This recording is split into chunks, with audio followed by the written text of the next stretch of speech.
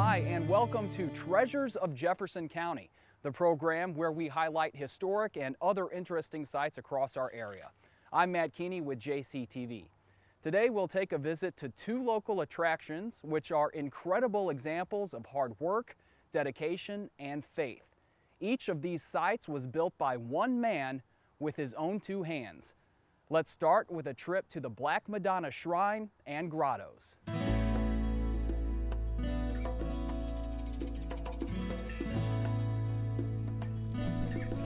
Beautiful surroundings and a serene atmosphere make the Black Madonna Shrine a peaceful place to pray, reflect, or relax. It's all hidden away in the rolling hills of Jefferson County, just outside Eureka. All of this is the result of an amazing feat.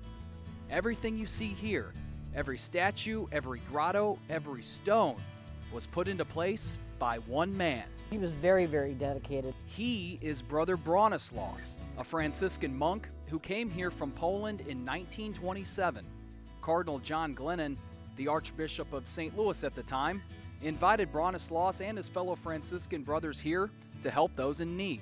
They're a nursing order of brothers, and they were invited to come to this country in 1927 because there was a great need in this area for somebody who knew how to take care of the sick, who needed 24-hour-a-day care 7 days a week. And there was no religious order at that time in this area. The brothers settled just up the hill from the shrine at what is now St. Joseph's Hill Infirmary. But back in the 20s, they did not live in buildings as nice as this or enjoy any modern conveniences. It was just wilderness out here. That's what greeted the brothers when they came from Poland, was this churned up cow pasture and this shell of a building. No windows in it, no floors. The original brothers, when they first came, they just slept on the ground in the building and on newspapers. For 10 years, Brother Bronislaus focused on his mission of caring for the sick. But there was more work to be done. In 1937, the brother wandered down from the monastery to this scenic area. He decided to begin clearing trees because he wanted to build a chapel. The open-air chapel you see today is a replacement for the original, which burned down in the late 50s. But its beautiful mosaics and religious icons capture the spirit of what inspired the brother to begin his work here. The reason he did all of this was because of his great love for Our Lady of Czestochowa, the Black Madonna. The original painting is in Czestochowa, Poland, and it's a huge shrine, world famous. And it's not unusual for hundreds of thousands to be at that shrine on any Marian feast day.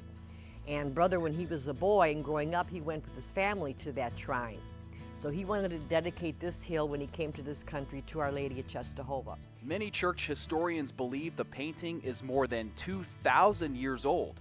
They say it was painted by St. Luke when Mary was still alive.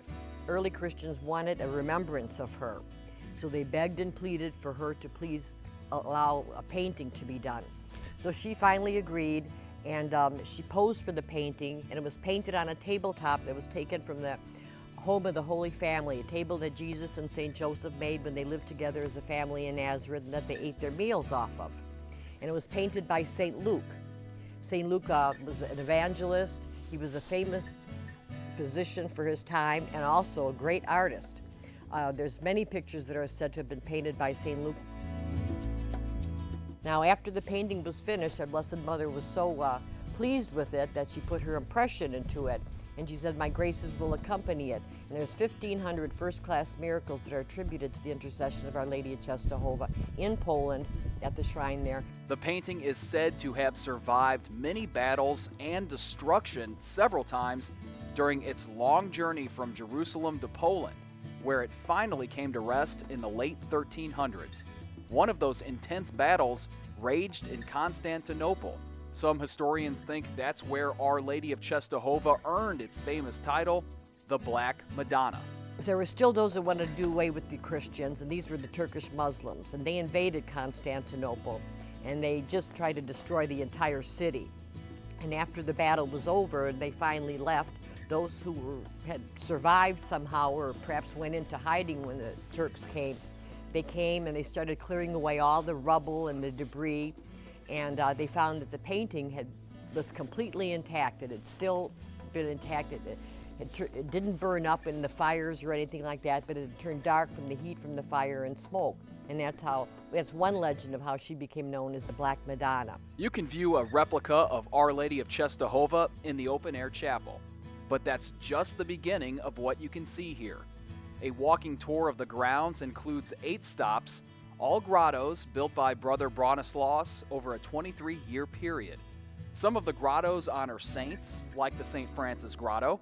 Others commemorate significant events during Jesus' life, such as the Nativity and the Crucifixion. The brother's work is an example of true dedication. He spent 6 days a week here, sun up to sundown, and had no help from modern technology. He did all the ground clearing in the winter months, never used a power tool or a bulldozer even when they were invented, just simple hand tools, axes and saws, and did the rock work in the spring, summer, and fall. And he mixed his own cement, and there was no water supply up here at the time, so he'd have to take the dump truck, go down to the monastery grounds, and he'd fill up oil drums with water and bring them back up here to mix his cement. And he got rocks, jewelry, petrified wood, seashells, and coral from travelers who'd come up and see him working and send him things, and from the foreign missionaries from all over the world. He never left the grounds to go even as far as Eureka, which is only 8 miles away. The bulk of this rock is from old mines near Potosi, Missouri, when the Tiff mines were very, very active, and they used to make barium and different bleaches out of the rock. When the miners would process that rock and take the valuable portion of it out, once a week the brothers would take the dump truck down there, and they'd fill up the dump truck with the remnants of the rock, and they'd bring it back here, and they'd dump it out, and then they'd have to go back up to the other hill to learn how to study to be Franciscans and take care of the sick. So Brother Bronislaus was up here by himself, and he'd break that rock up with a sledgehammer into whatever size pieces he needed, put it in the wheelbarrow, and take it to wherever he was working. And he wanted to clear all these woods back here for more grottos.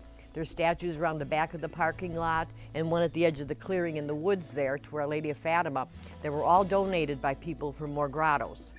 Everything was donated, the money for the cement, the statues, everything. This was his life for 23 years, and he passed away doing what he loved. His next project was going to be to Our Lady of Fatima, and he was so excited about starting it, he didn't bother to wait for the cool weather to do the ground clearing, and he was cutting the trees down in August, in our usual August heat with the humidity 95% and the temperature is like almost 95 at the same time. And he was only 67 at the time, which is not old, but he was just recuperating from the flu and so determined to start that grotto that he started cutting the trees down there in August in the heat in that valley. And there's really no oxygen in there to do heavy work like that. And while he was cutting the trees down, he suffered a heat stroke and a heart attack. He left the tools he used and the trees he cut down, and he made his way up to the corner grotto, which is to Our Lady of Perpetual Help, and that's where he collapsed and died August 12, 1960. So that put an end to the work, and what we do is keep it up now. Now his work lives on for the several thousand visitors who walk the grounds each year.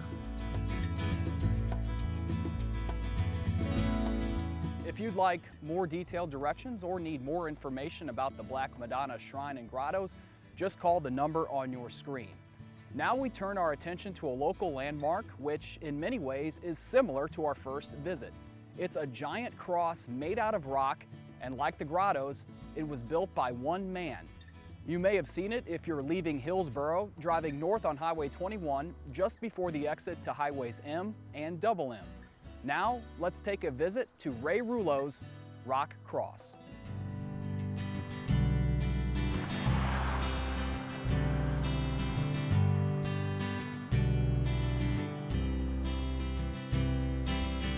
I think where it first started, I was working construction, and I bring my brother home blocks and stones, and he started building a rock wall at the top of the hill. And I seen that wall and I was like, wow, I really like that. Since I was a child, I always loved crosses. There's something about the symbol, I just like the symbol. I like the design of it. And I came down here with a friend and he cut a few trees down for me. And I started building a little rock cross. I built like a 3-foot rock cross. And then I said, no, that's not big enough. It's gotta be a little bit bigger. And that's not big enough, a little bit bigger until I got, I guess, well, we got 35, 40-foot cross.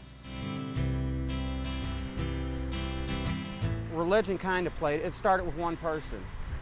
And we're at the gas station, and one of my brother's friends said, "Hey, aren't you guys to build the God thing off the hill?"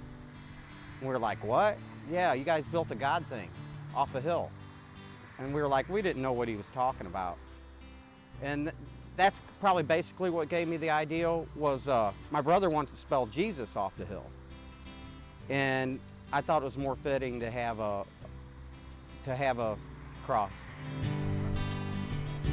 You drive down this highway, there's really nothing to see but trees. I mean, it's a scenic bypass, but I wanted the people to see something more than nothing. I wanted to base it on nature, because I love nature and I love being outside. You'll catch me out here all winter. I mean, it's became a passion for me, and it's brought me a lot of good people and a lot of good times. I've had van loads of kids. I've had people stop by just wanting to know what it was, why it was. They want to know the story behind it, which I have a hard time telling. All kinds of things came about. The other day I was down, you know, I was feeling kind of bad, and I was reading through the leader, and I read like 20 stories in the leader, talk of the town.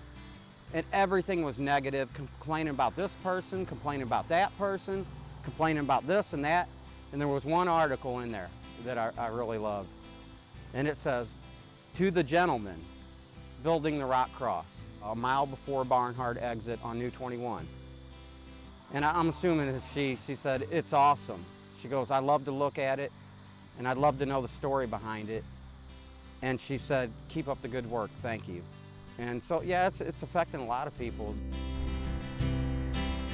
Every time somebody has a problem in their life, friends or, you know, just people, and they come here, they place a stone on the cross, and it seems to really help, and it works.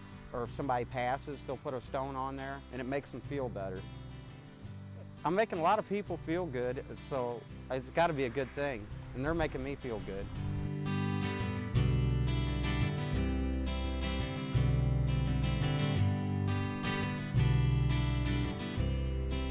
January 2009 will mark 3 years since Ray began work on his cross.